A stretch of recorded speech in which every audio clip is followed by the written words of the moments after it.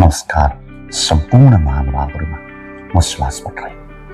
के तपाईँलाई पहिले यस्तो तरिकाको भएको छ कसैले तपाईँको क्रिटिसाइज गरियो केही भन्यो भने एकदमै रिस उठ्छ हजुरलाई र पछि आफैलाई गिल्टी फिल हुन्छ किन यस्तो बोलेँ भनेर।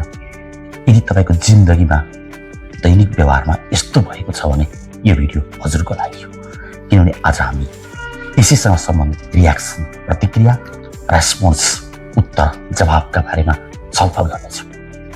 रियाक्सन तपाईँको मनबाट आउने तुरुन्त जवाब। हजुरमा कुनै सोच, थट छैन अथवा सोचमा कुनै कन्ट्रोल छैन।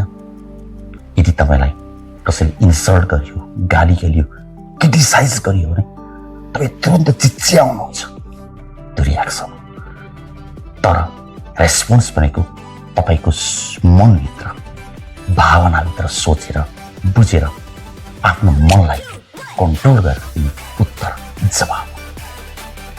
हजुर कुनै अवस्थामा क्रिटिकल सिचुएसनमा हुनुहुन्छ, त्यो अवस्थामा 5 मिनट मौन बस्नुहोस् र सोच्नुहोस्, शान्त तरिकाले बोल्नुहोस्, जवाब दिनुहोस्। यो रेस्पोन्स याद राख्नुहोस् न एउटा कुरा, रियाक्सनले समस्या बनाउँछ तर रेस्पोन्सले समाधान निकाल्छ, सम्बन्धमा प्रगाढता ल्याउँछ। रियाक्सन अटोमेटिक अथवा त्यसै आउँछ, तपाईँलाई थाहा हुँदैन, तर रेस्पोन्स इन्टेन्सनल, तपाईँको कन्ट्रोलमा हुन्छ।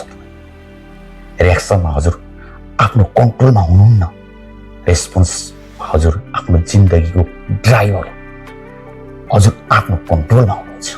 अतः जीवनमा सफल मान्छेहरू रियाक्सन गर्दैनन्, उनीहरू रेस्पोन्स गर्छन्, किनभने उनीहरूलाई थाहा छ 1 सेकेन्डको रियाक्सनले रिलेसनसिप बिगार्न सक्छ, तर एक शान्त रेस्पोन्सले जीवन बदल्न सक्छ, सम्बन्ध प्रगाढ बनाउन सक्छ। अबदेखि कसैले केही भन्यो भने तुरुन्त रियाक्सन अथवा प्रतिक्रिया नगर्नुहोस्, पहिले आफैले आफूलाई पज गर्नुहोस् र सोच्नुहोस्, भावनासँग सोच्नुहोस्, मनसँग सोच्नुहोस् अनि रेस्पोन्स दिनुहोस्।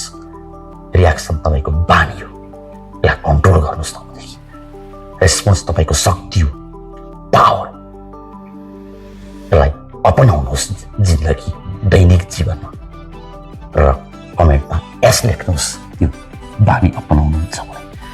यो भिडियोलाई हजुरलाई मन पर्यो भने साह्रै लाइक, सेयर र कमेन्ट गरिदिनु होला र मेरो च्यानल मोटिभेटर शुभलाई सब्सक्राइब गर्न नबिर्सिनु होला।